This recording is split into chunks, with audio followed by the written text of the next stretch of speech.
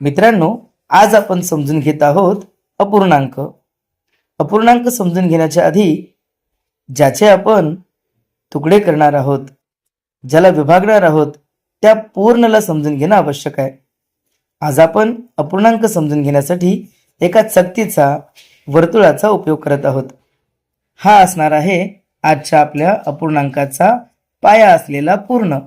या पूर्णचेच आपण समसमान 2 भाग, 3 भाग, 4 भाग असे अधिकचे भाग करत अपूर्णांक आणि एकक अपूर्णांक समजून घेऊ.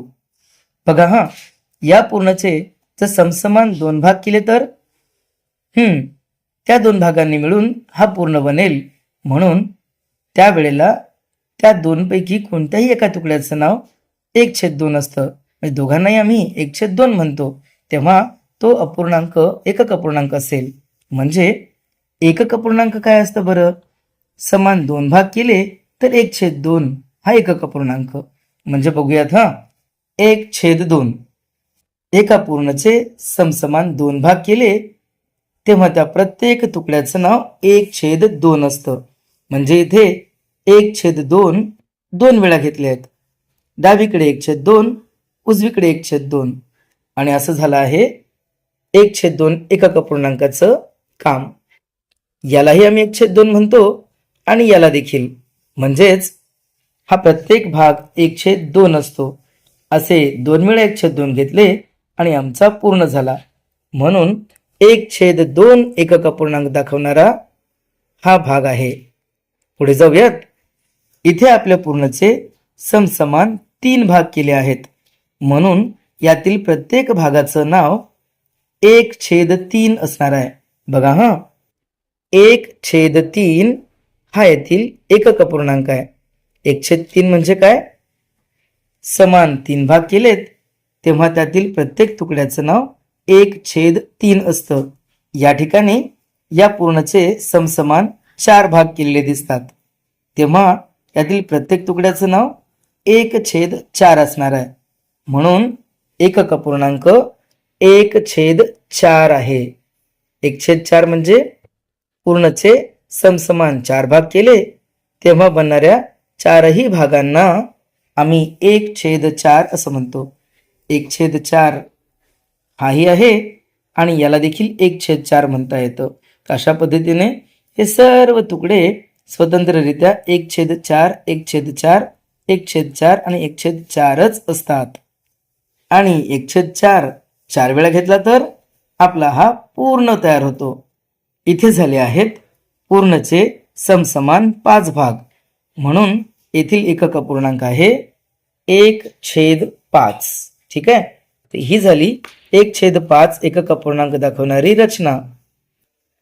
इथे या पूर्णचे समसमान किती भाग केलेत बरं? मोजा. 1, 2, 3, 4, 5, 6. म्हणजे यातील प्रत्येक भागाचं नाव काय असणार आहे? 1/6. यातील प्रत्येक तुकड्याचं नाव काय आहे बरं? करा विचार. कसं ठरवणार? अगदी बरोबर. प्रत्येक तुकडे नेमके किती झालेत ते मोजणार. या तुकड्यांना मोजलं तर 8 तुकडे दिसत आहेत. म्हणून यातील प्रत्येक तुकड्याचं नाव 1/8 असणार आहे. एकक अपूर्णांक 1/8 तयार झाला. 1/8 8 वेळा घेतला की आमचा पूर्ण तयार झाला. आता मला सांगा बरं 1/10 म्हणजे काय असणार? अगदी बरोबर. आपल्या पूर्णचे समसमान 10 तुकडे केलेले असणार. आणि समसमान 10 तुकडे जेव्हा होतात तेव्हा त्या प्रत्येक तुकड्याचं नाव 1/10 असतं. म्हणून यामध्ये एकक अपूर्णांक 1/10 आहे. जर मी तुम्हाला म्हटलं की आपला एकक अपूर्णांक 1/12 आहे तर पूर्णचे किती भाग केले असतील? अगदी बरोबर. छेद आहेत की भाग म्हणजे 12 भाग केले आहेत आणि 12 भागांनी मिळून बनलेला हा पूर्ण असेल. मग बघा तुकडेही मोजून घ्या आणि यातील प्रत्येक तुकड्याला 1/12 म्हणतात हेही समजून घ्या.